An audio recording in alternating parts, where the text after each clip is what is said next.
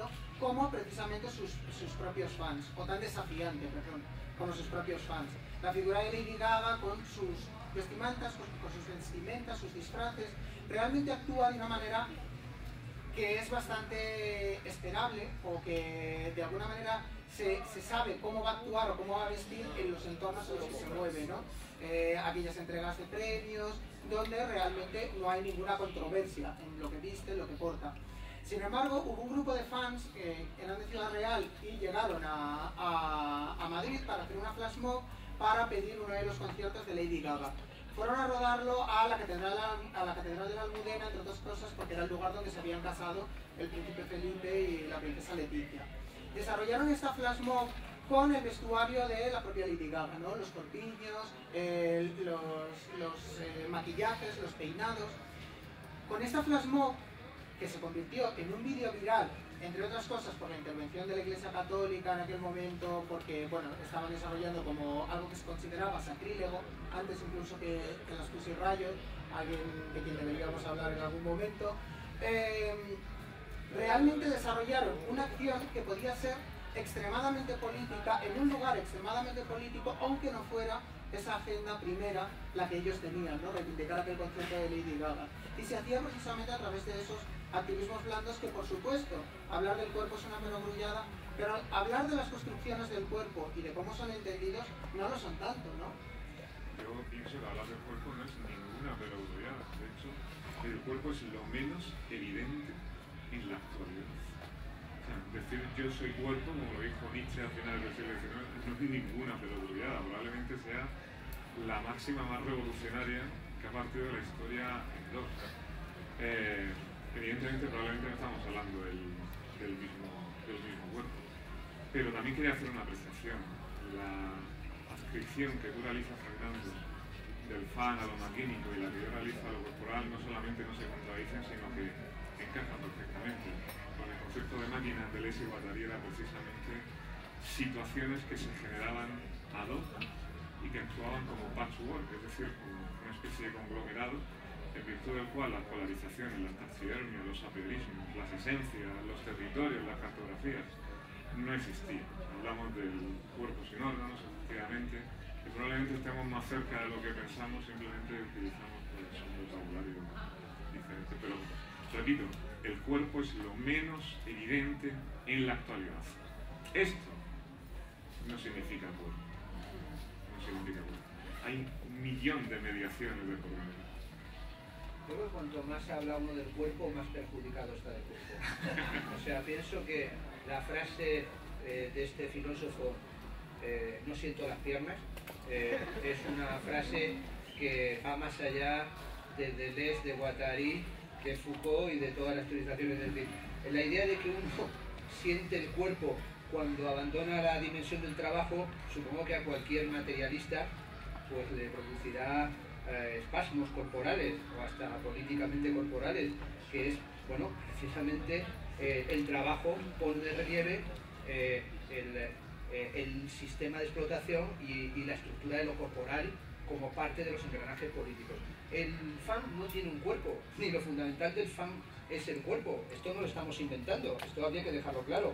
El fan, desde su origen, de fanus, fanático, esto es adscrito a un templo, vinculado a rituales orgiásticos, metido en actos delirantes, eso es el origen etimológico de la palabra, y a partir del siglo XIX, las características que tiene, el fan no tiene un cuerpo. Esto no lo estamos inventando ahora por una razón que puede ser buena para la polivagina, pero no es buena para el concepto. El fan tiene alma, se inventa una historia, el fan cree que existe algo así como el alma.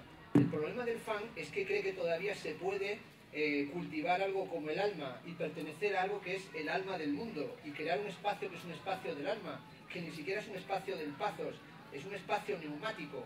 Lo bueno de la cúpula neumática, de este momento Buckminster Fuller en el que nos encontramos, de esta versión de la Factory de las nubes de plata, es que estamos en una coanfetamínica que tiene una connotación buxmertilfuriana y estamos en el espacio neumático, y el neuma y el aliento del fan es un aliento en el que clama por un alma.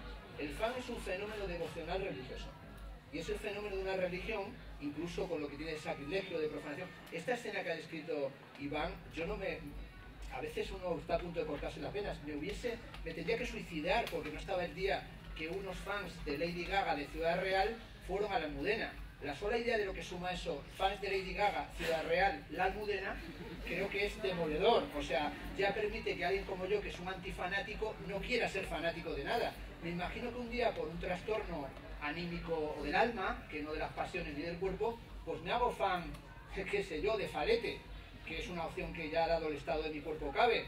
Y entonces sigo a Falete hasta, yo qué sé, hasta la iglesia de Santa María de Naranco. Y en el románico pues me dedico a cantar canciones de Falete, las ignoro, pero las puedo aprender, todo cabe en esta vida. Por tanto es un fenómeno de devoción religiosa.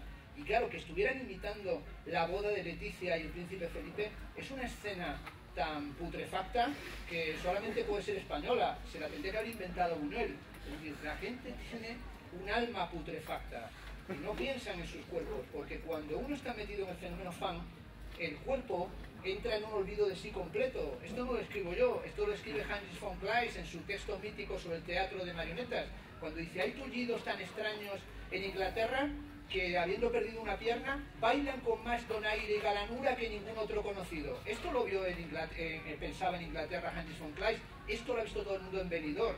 Vas en Benidorm en otoño y te encuentras unos abueletes que tiran ahí una garrota y que se ponen a bailar, y bailan a pesar de que están operados de prótesis en la cadera. Este momento, digamos, de minusvaloración corporal y al mismo tiempo de impulso de un sex appeal de lo inorgánico, es la dimensión del momento fan. El fan es, lo sepa o no, un sujeto devocional, y todo su fetichismo y toda su dimensión religiosa y toda su actitud profanadora son blasfemias al revés. Por tanto, no es una dimensión de corporalidad. Es decir, estamos hoy pensando en esa dimensión de corporalidad. También estaban en esa dimensión de relación con objetos y con cuerpos y con pasiones y hasta con visiones chamánicas en las cuevas prehistóricas, prepolivaginales, y no los llamamos fans, eran devotos. Y ese momento devocional, yo supongo que para todo aquel que tiene una concepción principalmente atea del mundo, pues le cuesta mucho querérselo. Es decir, hay un momento en el que uno lo va escuchando y dice, bueno, pues sí, a mí me hubiese gustado traer la música de los boleros cubanos para hacer una sesión de boleros cubanos mostrando que eso sí que es moderno. O ahora que vienen los expertos en la copla que nos hablen de Lauren Postigo. Ese sí que era un hombre que tampoco tenía cuerpo, que solo tenía alma.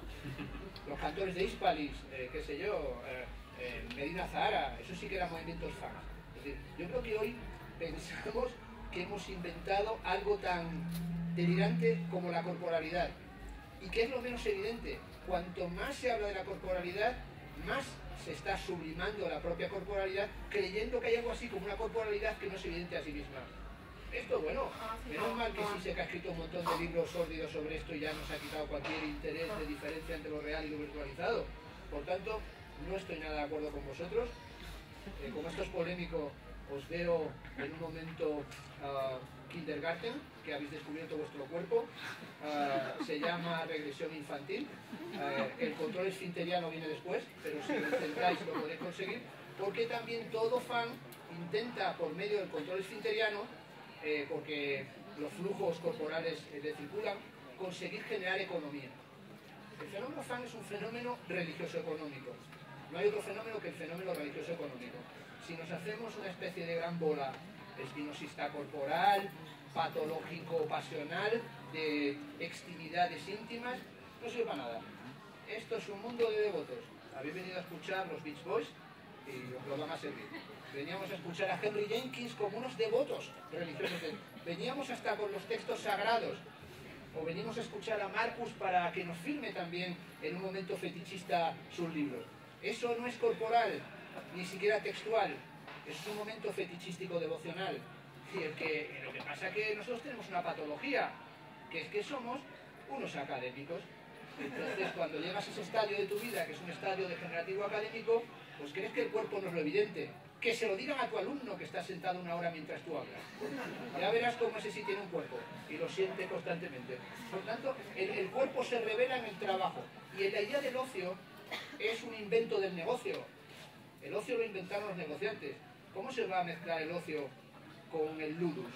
Con el ludus incluso es con lo lúdico. El ocio es un invento que además contemporáneo, se inventó ayer.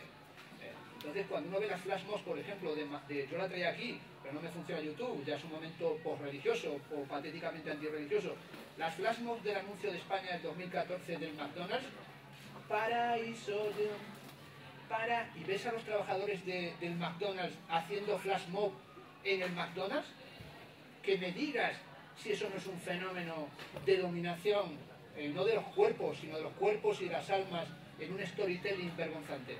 Eso es el mundo contemporáneo. Yo creo que vamos a abrir de todas formas turno de preguntas, pero también querían hacer como algunas preguntas.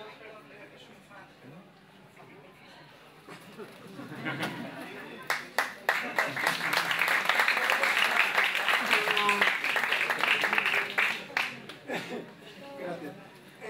Vamos a abrir un poco el turno de preguntas porque yo creo que también se pueden discutir muchas cosas porque por supuesto hay mucha devoción, Fernando, pero creo que también hay muchas diferencias entre religión y fans, entre otras cosas, por ejemplo, el espacio de la controversia. Una de las cosas que más subraya la figura del fan es precisamente la discusión. Siempre están discutiendo, siempre.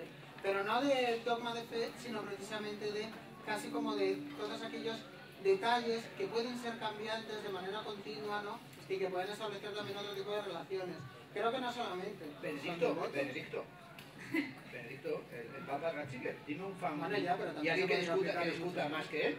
O sea, que el fenómeno religioso desde todos los concilios, en la historia de los concilios, háblame de un fenómeno menos controversial que la religión, menos agonístico que la religión, basado en el sacrificio.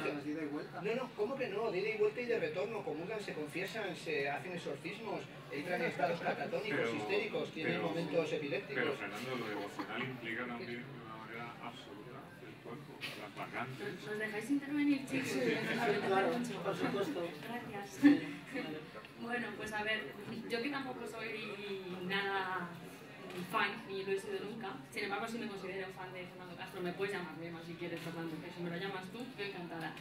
Creo que voy a tener una intervención bastante mediadora en este sentido, porque bueno, el discurso de Fernando ya lo esperaba un poco, y el de Manuel Pedro, pues también lo entiendo en cierta medida y es un tanto esperanzador. Hablando de cuerpos, y ya que han aludido mucho a la polivagina, a mí me hubiera gustado, como mujer y feminista, y entendiendo que el cuerpo sí que es importante en muchos discursos y sobre todo en las construcciones sociales de la identidad de lo que cada uno somos, que esto fuera un poliano, y así era para todos, porque me ha quedado como vagina y bastante quística, a mí me da un poco de miedo. Pero bueno, a lo que quiero ir y a la pregunta, bueno, a lo que me gustaría que me ayudarais o respondierais, bueno, yo estoy decepcionada de que Henry Jenkins no se pueda enfrentar a vosotros en este momento, eso también lo quiero decir, y por traer un poco su discurso, cuando él habla de la cultura de la convergencia y trata de explicarnos cómo los fenómenos no tanto visuales, porque sobre todo se convierten en fenómenos visuales a través de la red, acaban teniendo significados tan diversos como el famoso ejemplo que seguro que todos conocéis de Bin Laden, que aparece con el Biblas en las manifestaciones de Irán. Bueno, no me explico más porque lo conocéis todos. Lo que a mí me gustaría, quizá lo que me ha hecho hoy estar aquí, desplazarme desde la Universidad de Salamanca, también metida en mi oscura despachito muy cutre, en mi enredo académico, es quizá intentar saber o